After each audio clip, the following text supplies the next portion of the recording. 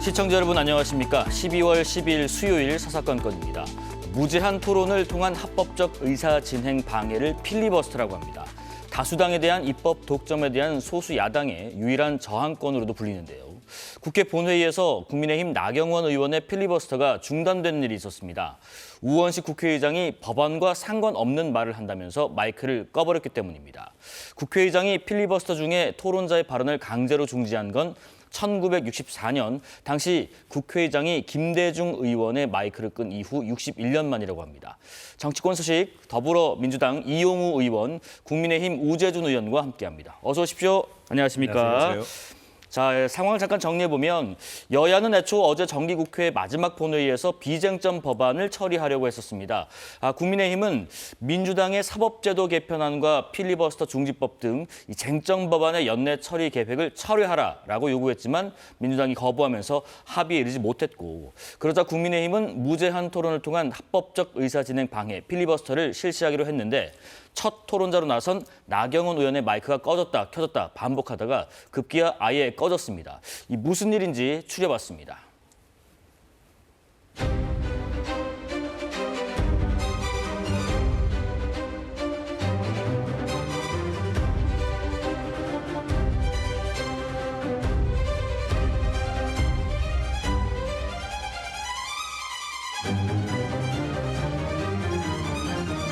사법파괴 5대 악법, 그리고 입틀막 3대 악법을 철회해 주십시오. 잠시 중단하시고 의제외의 발언을 계속하시면 그러면 마이크를 끌 수 있습니다.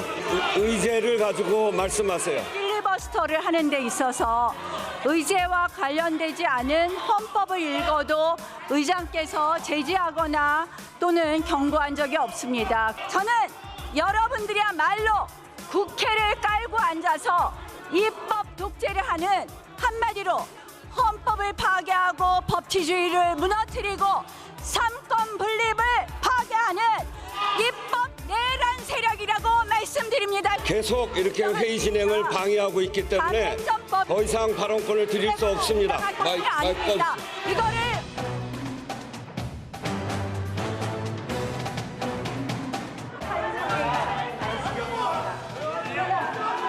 이런 국회의 모습을 보이는 게 너무나 창피해서 더 이상 회의를 진행할 수 없습니다.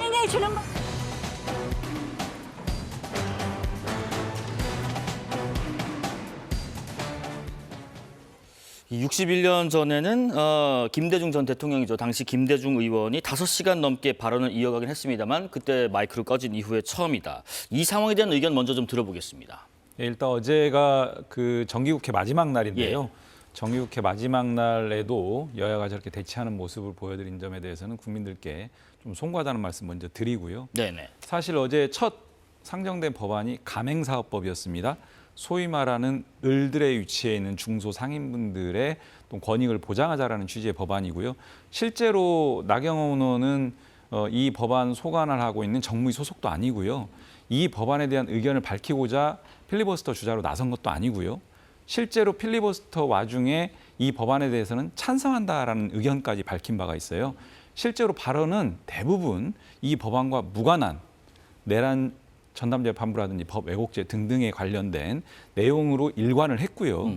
그래서 국회법에 따라서 필리버스터는 해당 의제에 대해서 발언을 하게 돼 있습니다. 예. 너무나 많이 이탈을 했기 때문에, 그리고 너무나 장시간 이탈을 했기 때문에 의장께서 사회권을 가지고 그런 부분들을 좀 조정하는 그런 진행을 묘를 살렸는데 그게 이제 수용이 안 되니까 저런 불가피한 상황까지 왔다라는 말씀을 드리고요. 네. 보시는 바와 같이 소위 비쟁점 법안, 그러니까 국민의힘과 더불어민주당 사이 여야 간에 특별히 이견이 없는 법안인데 저 비쟁점 법안 어제 59개가 상정이 됐는데 이것을 다 59박 60일 이렇게 필리버스터 하겠다라고 하는 것은 필리버스터를 남용하는, 제도 취지에 전혀 반하는 어떤 악용이 아닌가 이렇게 생각도 됩니다. 네. 의원님 의견 어떻습니까? 지금 국회법 언급을 하셨습니다.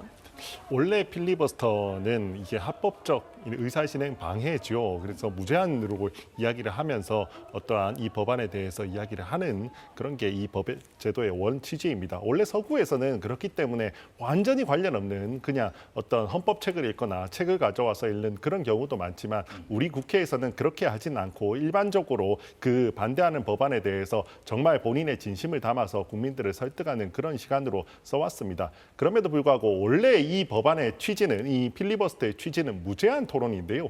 근데 180석 이상을 차지해서 그 중단을 요구하면 24시간 내에 토론을 강제로 종결시킬 수 있게 되어 있습니다. 지금까지 야당이 반대한 모든 법안이 여당이 24시간 만에 정확하게 모두 다 그냥 강제 종결을 시켜버렸습니다. 예. 사실 우리 당 입장에서는 뭐 이렇게 저희라고 사실은 이렇게 비쟁점 법안에 대해서 민생 법안에 대해서 필리버스터까지 하면서 이렇게 방해를 하고 싶겠습니까? 근데 이렇게 쟁점 법안들 정말 더 많은 토론을 해야 되고 국민들을 설득해야 되는 그런 법안들조차도 24시간 만에 모두 다 강제 종료해버리고 오히려 저는 필리버스터 권한을 남용한 게 아니라 필리버스터를 막을 수 있는 그 24시간 종결 권한을 지금 남용해왔다고 생각을 하거든요, 여당이. 그렇기 때문에 어쩔 수 없이 우리 야당 입장에서는 그러면 비쟁점 법안에 대해서도 이렇게 필리버스터를 하겠다라고 할 수밖에 없었던 측면이 있습니다. 네. 어제 우원식 의장께서 말씀하신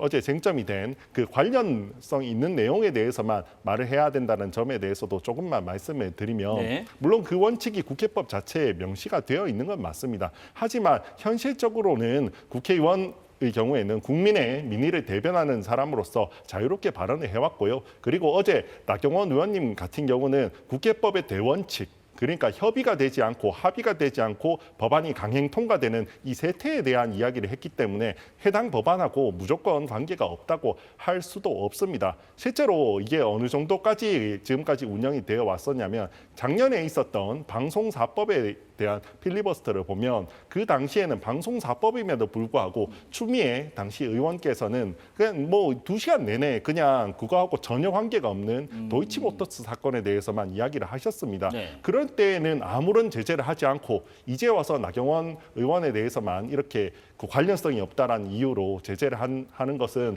의장의 공정한 의사 진행을 하는 것에 있어서도 위배되는 거 아닌가라는 생각도 듭니다. 일단 지금 필리버스터가 정기국회 종료와 함께 이제 끝나기 때문에 임시국회 본회의가 열리면은 이미 상정한 안건을 곧바로 의결할 수 있는 상황에서 민주당 입장에서는 어떻습니까? 지금 크리스마스 전까지 이 쟁점 법안 처리를 마친다 이런 구상을 갖고 계신가요?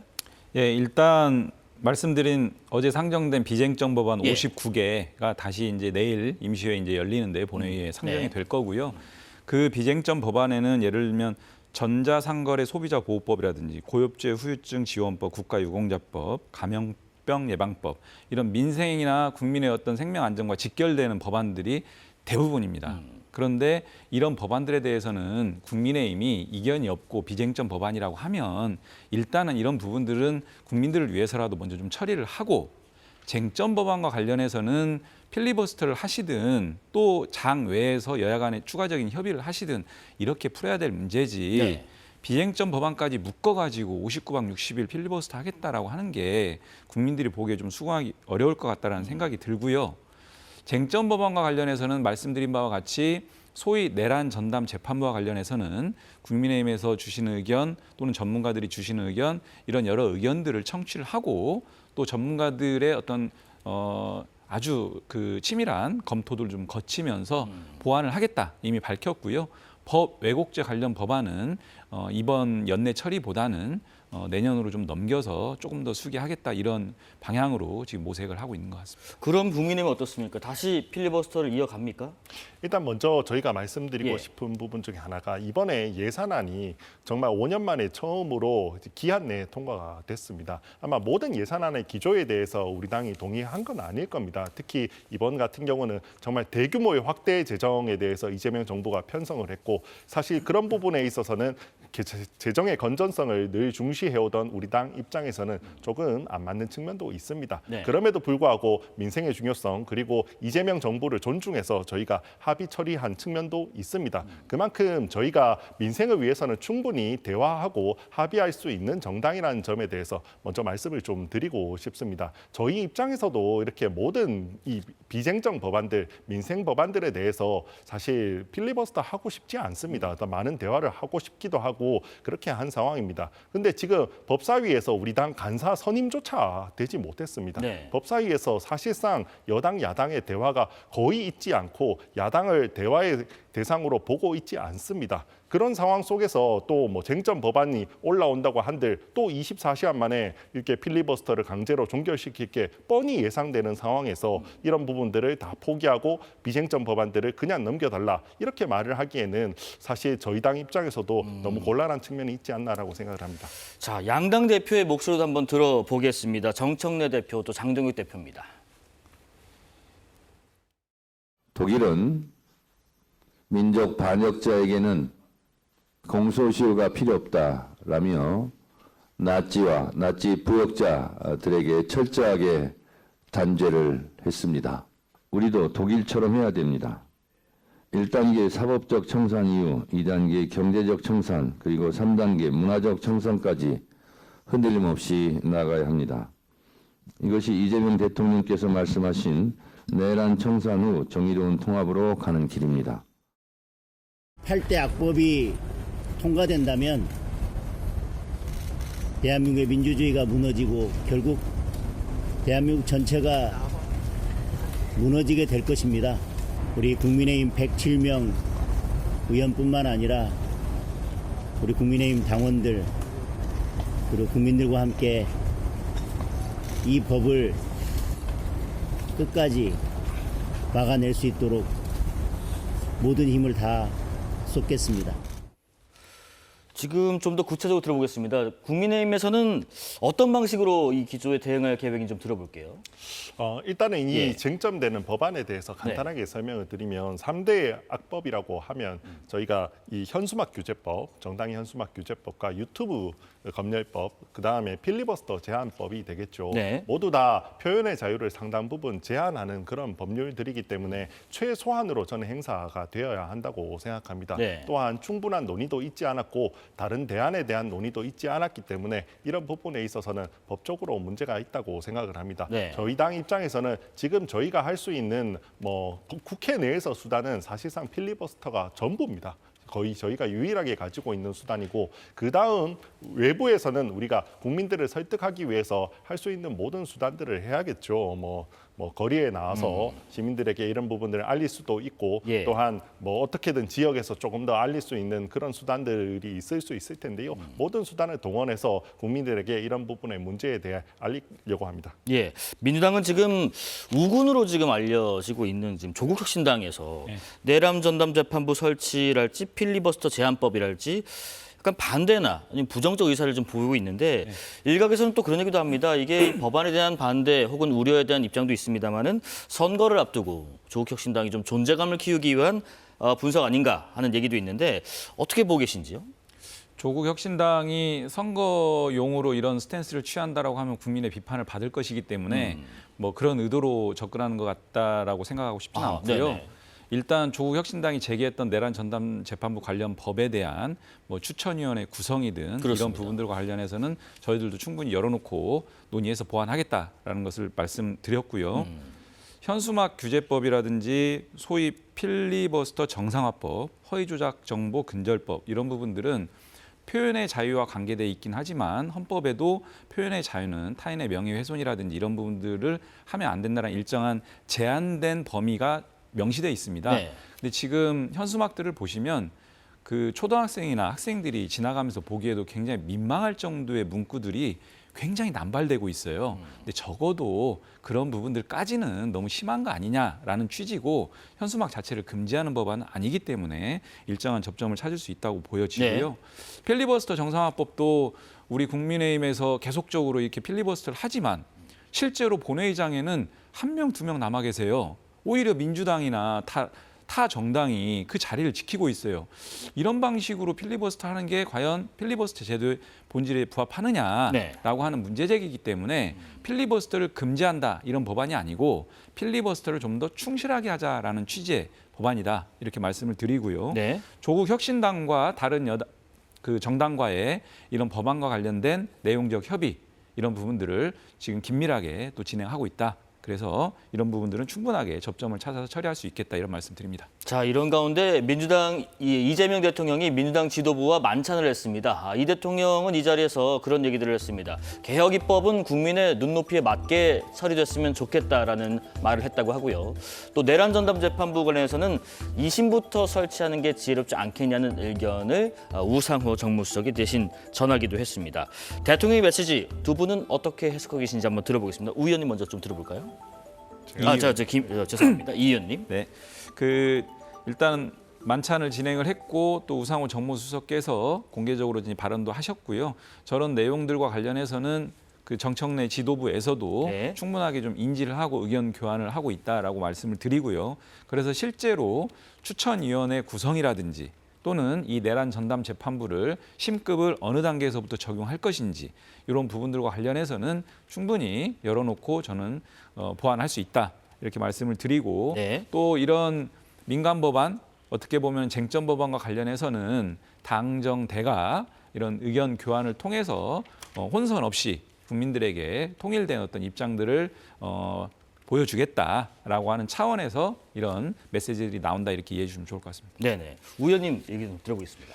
그 요즘 좀 젊은 사람들이 하는 우스갯소리로 알잘딱깔센이라고 있습니다. 네네. 알아서 잘, 딱, 깔끔하게 센스 있게라는 말의 준말입니다. 그만큼 사실상 이런 신호를 주는 게 아닌가라고 생각이 듭니다. 지금 저희가 주장하는 이 사법부 개악이죠.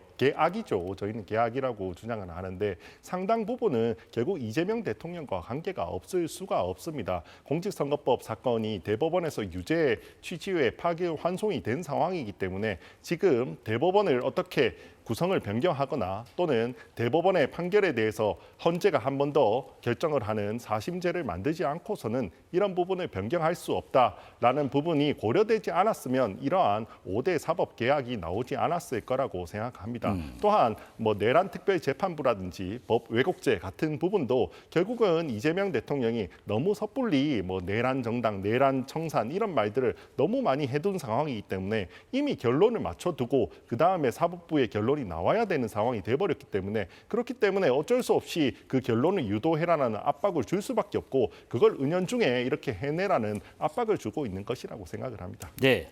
자, 각당 현안 이야기 전에 할까요? 말씀하실 저 들어보겠습니다. 지금 이제 소위 사법개혁 사법과 관련해서 예를 들면 대법관 증언법이 있습니다. 사실 상고심에 무수히 많은 사건들이 적체되고 있고 국민들이 그 결과를 기다리는데 상당히 고충을 겪고 있는데요. 10여 년 전, 20여 년 전부터 사법개혁의 단골 이슈였습니다. 더불어민주당이 지금 단계에서 급하게 먼저 더불어민주당만 제기하는 이슈는 전혀 아니고요. 대법관 증언을 통해서 적체를 해소하고 국민의 어떤 기본권, 신속한 재판받을 기본권을 좀 보장하자는 취지고 재판 소원도 제한적으로 법원에서 확정된 사건에 대해서 그런 위법 부당성이 명확하게 드러난 부분으로 한정해서 이루어지는 부분이기 때문에 모든 사건들이 헌재로 간다라고 하는 것은 사실과 다르고 대체적으로 내란 전담 재판부와 관련해서는 추천위원회 구성이나 몇 가지 내용적 손질에 대해서는 의견들이 있는데 내란 전담 재판부를 두는 것 자체에 대해서 근본적으로 반대하는 것은 그렇게 많지는 않은 것 같습니다. 네. 이해관계 당사자인 사법부에서 의견을 내거나 또는 야당인 국민의힘에서 의견을 내는 것 이외에는 전문가 단체라든지 또는 여타의 어떤 시민사회에서도 이런 부분까지 반대하는 것 같지는 않고요. 네. 열어놓고 저는 충분히 얘기할 수 있다고 봅니다. 자, 각 정당 현안 얘기 나눠보겠습니다. 민주당 먼저 나눠보죠. 통일교가 국민의힘뿐만 아니라 민주당 측에도 돈을 줬다는 관계자 진술이 나오면서 얘기가 좀 커지고 있는 양상입니다. 이 대통령은 지금 종교단체와 정치인의 연루 의혹을 여야 관계없이 엄정하게 수사하라는 지시도 했고요. 이 사안은 지금 어떻게 지켜보고 있는지 한번 들어보겠습니다. 우 의원님 먼저 들어볼까요? 처음에는 저도 반신반의했습니다. 사실은 이 사건 같은 경우는 통일교에서 우리 여당뿐만 아니라 어떻게 민주당에도 어떻게 돈을 줬다라는 정황이 나왔음에도 불구하고 특검에서 이런 부분을 수사를 하지 않았죠. 명백히 편파 수사이고 저는 잘못된 수사라고 생각을 합니다. 이 점이 문제가 됐을 때 처음에는 어제 대통령께서 이야기하신 건 뭐 갑자기 그 종교단체 해산이나 이런 부분들을 이야기를 하시더라고요. 누가 봐도 이건 통일교한테 더 이상 어떤 사실을 뭐 발설하지 말라라는 압박으로 처음에는 느껴졌습니다. 네. 그러고 나서 다시 오늘은 뭐 대통령께서 더 명확하게 여야를 구분하지 말고 모두 수사하라. 문제가 있으면 모두 수사를 하라라고 이야기를 하셨죠. 그러니까 아니 그러면 진짜로 대통령께서 조금 진짜 수사에 의지가 있으신가라는 부분에 대해서도 약간은 조금 믿어보려고 생각을 하고 있습니다. 그러려면 오히려 전 대통령께 한번 제안드리고 싶은 건 그러면 적어도 국민의힘이 추천하는 특검을 통해서 이 사건을 한번 해결해보자. 특검을 통해서요? 네.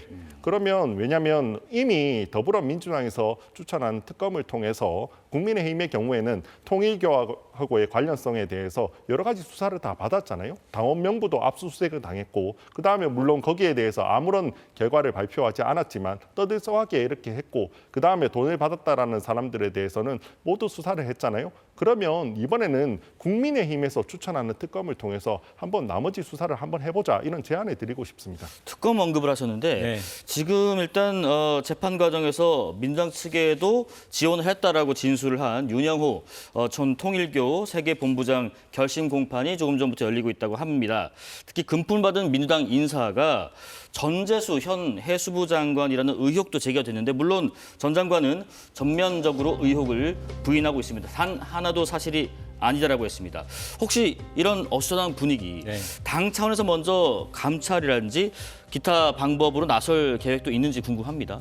일단 말씀드리고 싶은 것은 김건희 특검입니다. 네. 김건희 특검의 수사 대상은 법에 못을 박아놓고 있고요. 김건희 씨와 관련된 재반 사항을 수사하는 것이지 다른 여타의 사항들을 수사했을 때는 오히려 불법 수사가 됩니다. 그렇기 때문에 김건희 특검에서 민주당과 관련된 이런 의혹에 대해서는 진술도 받아놨고요. 사건 번호도 부여해서 이것을 은폐 사장하는 것이 아니라 할 수 있는 도리들은 다 했고 실제로 이 부분들을 수사권을 가지고 있는 국수본에다가 이첩까지 했습니다. 예. 그렇기 때문에 저는 편파 수사라거나 또 편향된 수사 이렇게 볼 수는 없다라고 말씀을 이첩을 했기 때문에 예, 관련도 말씀을- 없었고 예, 수사 대상도 아니고요 법적으로 말씀을 드리고요. 그다음에 이재명 대통령의 그 종교단체 해산과 관련해서는요 실제로 일본에서 한 3번 정도의 이런 이슈가 있었어요. 잘 아시는 옴진리교 또는 통일교 사건은 1심에서 해산 정당하다라고 법원에서 판결이 일본에서 나왔고요. 2심 진행 중인데 이런 사안들이 종교단체가 헌법이나 법률에 중대하게 위반해서 공익성을 침해할 때 이런 것들이 이제 가능하다라는 게 이제 일본의 어떤 그 법령과 판례의 태도인데 네. 우리나라도 마찬가지입니다. 그래서 그런 부분들에 대해서 종교의 자유는 폭넓게 보장하되 종교가 이 종교의 활동이나 자유를 현저히 이탈을 해서 사회적으로 상당한 문제를 야기하거나 국민들에게 피해를 엄청나게 이제 끼치는 이런 경우까지 예. 이런 부분들에 대해 좀 교정이 필요한 거 아니냐라는 일반론을 좀 말씀을 드린 거다 이렇게 이제 이해해 주시면 될 것 같고 네네. 그다음에 지금 진행 중인 사건의 그 민주당 의혹 관련해서는 당사자가 전면적으로 좀 의혹을 부인하고 있고 지금 국수본에 사건이 이첩된 상황이기 때문에 수사 상황을 좀 보면 되지 않을까 이렇게 생각을 합니다. 오늘 그 말씀드린 결심 공판에서 특검 편파 수사 논란에 일단 불을 지피게 된 윤 전 본부장이 이 통일교가 지원했다고 주장하는 민주당의 정치인 실명도 공개할 것인가. 지금 윤영호 전 본부장 결심 공판에 인파가 좀 많이 몰려가지고 이례적으로 별도의 중개 법정까지 가동을 했다고 하는데 지금 윤 전 본부장의 입에 관심이 많이 모이고 있는 것 같습니다. 어떻게 생각하시는지? 당연히 그럴 수밖에 없죠. 예. 이 사건이 만약에 정말 윤 전 본부장 입에서 오늘 정말 여당의 정치인들의 이름이 나오면 이건 새로이 수사를 해야 되는 건이라고 생각합니다. 네. 새로운 게이트라고 생각하고요. 그래서 오늘 결과에 따라 수사에 따라 공판 결과에 따라서는 향후에 정말 특검이 있을 수 있는 사안이라고 생각하고 있습니다. 그런가 하면 지금 건진법사 전성배 씨 재판에서는 윤 전 대통령의 당선이 통일교의 은혜를 입은 것이라는 내용의 통화 녹음 파일도 재생이 됐다고 합니다. 통일교의 정치권 개입, 이 향후에 어떤 영향을 미칠까 전망해 보신다면요? 일단 이 녹음 파일은 2022년 3월 30일 날 예. 통화한 내용인데 건진법사 전성배 씨와 통일부 관계자가 통화한 내용이에요. 대선에 통일교가 결정적인 역할을 했다라는 취지인데요. 네네. 윤영호 씨 공소장 내용을 보면 이런 내용이 있습니다. 윤영호 씨가 김건희 씨로부터 같은 날 전화를 받습니다. 그래서 전 고문이 전화를 주라고 했다. 대선을 도와줘서 고맙다. 총재님, 여기서 총재님 한학자 총재겠죠? 네. 총재님 건강하시냐? 감사의 말씀을 꼭 전해달라라는 김건희 씨가 피고인 윤영호 씨한테 이런 전화를 했다는 겁니다. 전성배 씨가 지금 말씀하신 통일부 관계자가 통화했던 그 날. 그렇습니다. 그러니까 전성배 씨와 김건희 씨 간에 이 문제와 관련된 교감하고 고맙다는 인사치레로 전화를 한 거죠, 김건희 씨가. 근데 이 내용을 종합해 보면 네. 당시 대선에 통일교가 조직적으로 매우 중대하게 관여를 했다라고 하는 것을 뒷받침하는 거거든요.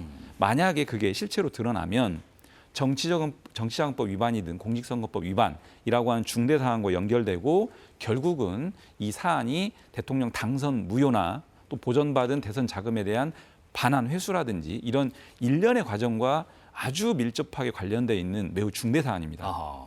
충분히 더 들여다보고 예. 밝혀내야 될 지점이다 이렇게 말씀드립니다. 그럼 두 분 의견 조금 더 들어보겠습니다. 네, 우 의원님. 조금 부연 설명을 네네. 드리면 지난번에 이미 이 건 때문에 저희 당의 당원 명부를 전부 다 압수수색을 해갔습니다. 그랬었죠. 그때 당시에 엄청 떠들썩하게 그렇게 했는데 그 결과물에 대해서는 아무도 말하지 않았어요. 이후에 어떻게 됐는지라는 보면 거의 뭐 3,500명인가 가입했다라고 이야기를 하더라고요. 그러니까 사실 그렇게 떠들썩하게 이야기한 것 치고는 사실상 통일교와 국민의힘이 어떤 연관관계가 있다라는 부분은 거의 밝혀진 것이 없습니다. 이용우 의원님께서 어떤 고맙다는 전화를 한 게 있다 이런 부분을 이야기를 하셨는데요. 예. 저도 선거에 당선돼 보면 매일 하루 종일 많은 사람들한테 전화해서 고맙다 덕분에 당선됐습니다라고 이야기하는 게 그렇게 인사를 드리는 게 인지상정입니다. 당연히 그런 행동들은 나올 수 있는 건데 그런 것들을 가지고 우리 당이 어떻게 문제가 있는 당인 것처럼 이야기하는 건 적절하지 않다고 생각합니다. 하지만 지금 대통령께서도 종교단체 법인 해산 뭐 이런 부분까지 언급한 상황까지 와 있는 것은 굉장히 심각하게 보고 있다는 방증인가요? 그렇죠. 이제 통일교회 이런 문제도 있고요. 과거에 또 신천지 예. 문제도 있고요. 또 극우적인 어떤 내란 선전선동을 일삼는 이런 부분들도 좀 있기 때문에 네. 그런 부분들은 저는 종교의 자유나 종교 활동의 어떤 그런 범주를 너무 벗어난 거 아니냐. 네. 이런 측면에서 이런 부분들은 좀 그 개선이 좀 필요하다라고 하는 것들을 분명하게 밝힌 것 같습니다. 예, 국민의힘 현안 얘기도 좀 나눠보겠습니다. 갑자기 기자회견이 한 가지가 열렸습니다. 이뇨한 의원이 의원직을 사퇴하겠다라는 선언을 했습니다. 왜였는지 한번 들어보겠습니다. 오직 진영 논리만을 따라가는 정치 행보가 국민을 힘들게 하고 국가 발전에 장애물이 되고 있습니다. 흑백 논리와 진영 논리는 벗어나야지만 국민 통합이 가능하다고 생각합니다.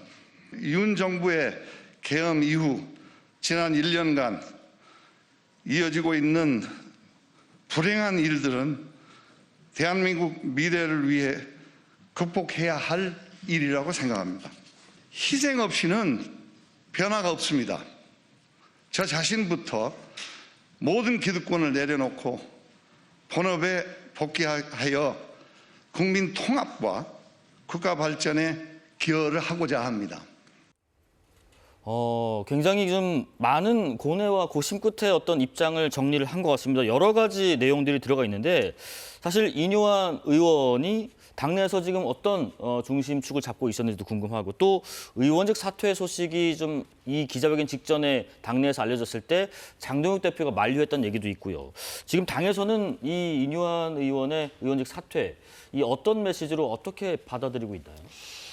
먼저 참 놀랐습니다. 예. 오늘 아침에 이렇게 저도 속보로 이 기사를 봤는데 개인적으로는 그 인요한 의원님이 의원회관에서 제 앞방에 계세요. 네. 제 앞방에 계시기 때문에 사실은 친분도 있고 어허. 평소에 제가 많이 좋아하고 존경하는 의원님이었는데 갑자기 오늘 이런 사퇴 발표를 하시면서 사실 많은 충격도 받았습니다. 우리 당 입장에서는 정말 큰 어른이자 큰 자산이죠. 과거에 5.18 때도 그렇고 그리고 최근에는 혁신위원장으로서도 정말 우리 당이 그리고 우리 정치가 올바른 방향으로 가기 위해서 누구보다 노력해 오신 분이 또 인요한 의원님이라고 생각을 합니다. 예. 아마도 지난 1년 동안 많은 고민이 있으셨던 것 같아요. 우리 당이 이렇게 가는 게 맞는가 또는 우리 정치가 이렇게 가는 게 맞는가. 그렇게 하려면 뭔가 어떻게 경종을 울리려면 누군가 희생이 있어야 하는 거 아닌가라는 그런 점 때문에 여러 가지 고뇌 끝에 이런 결정을 하신 거 아닌가라는 생각이 드는데 네. 저도 더 그 마음을 더 새겨서 좀 심기일전해서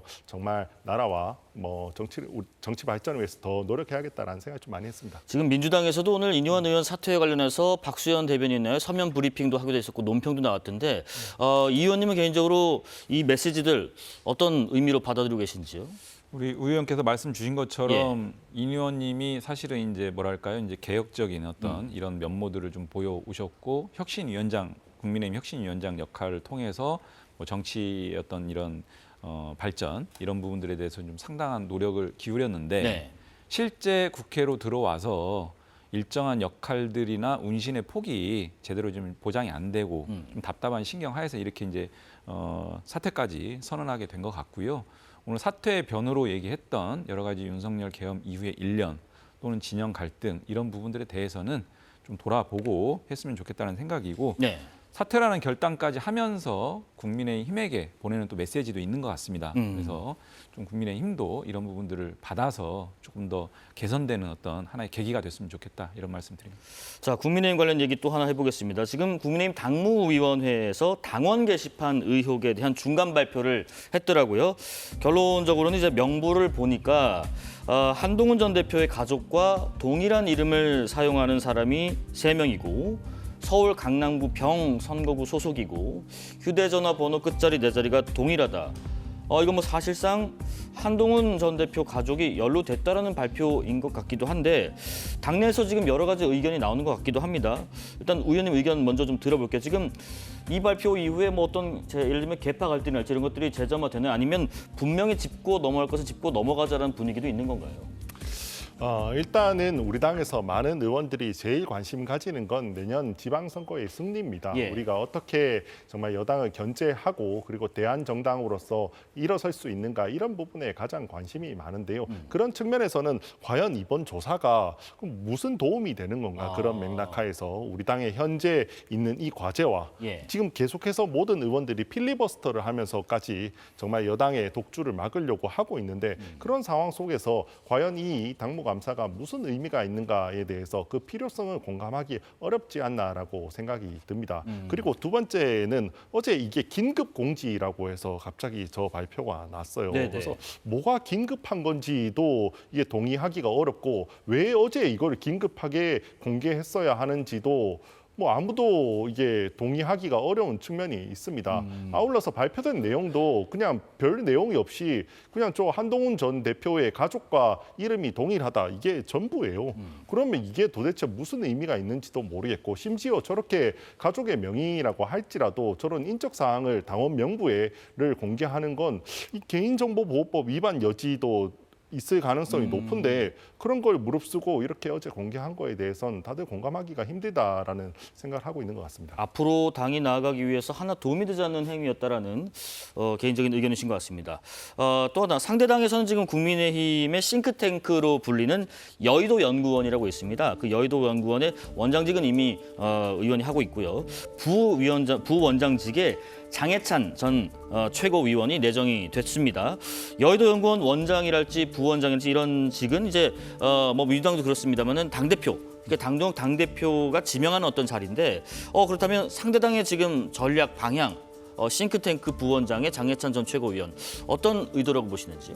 일단 장해찬 전 최고위원은 소위 말하는 윤석열 대통령의 1호 참모 네. 이렇게 자칭을 했었던 것 같은데요. 당시 한동훈 비대위원장 시절에 막말 논란으로 인해서 공천 취소되고 탈당까지 했었습니다. 그러니까 찐윤, 막말, 탈당 이런 리스크가 있는 그 사람을 이제 여의도 연구원의 부원장까지 임명을 했고요. 이런 것들을 봤을 때 그리고 앞서 얘기했던 한동훈 씨에 대한 이런 여러 가지 조치들을 봤을 때 지금 장동혁 대표가 처한 어떻게 보면은 좀 당내 비판들도 상당히 가중되고 있거든요. 이런 부분들에 대해서 우군을 마련하고 다른 쪽으로의 어떤 그 프레임, 시선을 돌리는 이런 조치들로 일관하고 있는 느낌 아니냐. 네. 반대로 얘기하면 장동혁 대표가 지금 지향하고 있는 소위 극우적인 방향, 극우적인 노선 이런 부분들을 계속적으로 고수하겠다. 바꿀 생각이 없다. 이런 것들을 한편으로 좀 보여준 것 같습니다. 자, 마지막으로 이런 가운데 지금 장동혁 대표가 뭐 똘똘 뭉쳐도 모자랄 판이다. 근데 서로 이러면 되겠느냐 하면서 내부 결속을 주장을 했습니다. 이런 입장에 대해서는 지금 당내에서 의견이 어떻게 좀 모아지고 있나요?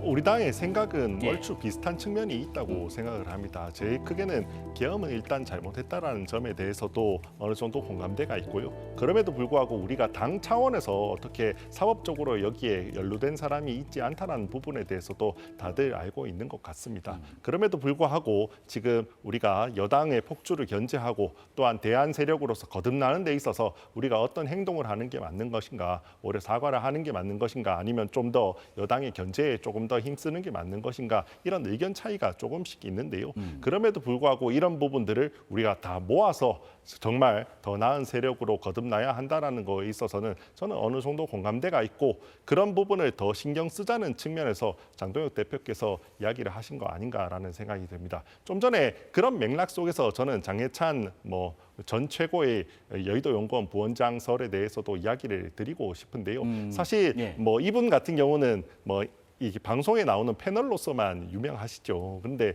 그럼에도 불구하고 원래는 여론조사 기관에 또 근무도 직접 하셨던 분인 걸로 알고 있어요. 그리고 우리 당 전 최고위원을 했던 분이기 때문에 당의 이해도도 높은 분입니다. 그렇다면 저는 여의도 연구원의 부원장의 역할로서도 충분히 잘 해낼 수 있는 분이 아닐까라는 생각이 듭니다. 오히려 그렇게 한편으로는 아픔도 있잖아요. 우리 당에서 경선을 이겼음에도 불구하고 과거에 10년 전에 막말이나 이런 부분 때문에 경선 공천이 취소당하는 그런 아픔도 있었던 분인데요. 오히려 이번에 정식으로 좀 이렇게 당의 정식 기구로 들어와서 오히려 당에 같이 한 편이 되어서 같이 싸워 나가는데도 도움이 될 수 있다라고도 생각을 합니다. 예, 상대당 당대표의 이런 메시지들 그리고 이제 어떤 당내 결집을 위한 국민의 입장에서는 몸부림하고 표현을 하는데 어떻게 보고 계신지 마무리 듣고 말씀 마무리하겠습니다. 배신자 프레임으로 좀 낙인 찍게 하는 거 아닌가 이런 생각이 좀 들고요. 25년 12월 3일을 전후로 해서 뭔가 장동혁 대표의 노선이나 메시지가 좀 바뀔 수 있는 거 아니냐라는 일말의 기대가 있었는데 전혀 그렇지 않고 그 즈음에서 국민의힘 내부에서 이제 초재선 그 좀 신진 정치인들 중심으로 또 다른 목소리를 냈거든요. 계엄이나 내란 부분에 대해서는 분명하게 좀 짚고 넘어가는 게 맞다. 그리고 실제로 중진들 윤한홍 의원이라든지 주호영 이런 분들조차도 비판적인 목소리를 냈어요. 가감없이 냈는데 그래서 그 이후에 장동혁 대표가 조금 중진들의 의견도 좀 경청하고 이런 행보를 가져가나 싶었는데 결국은 다시 도돌이표처럼 와가지고 네.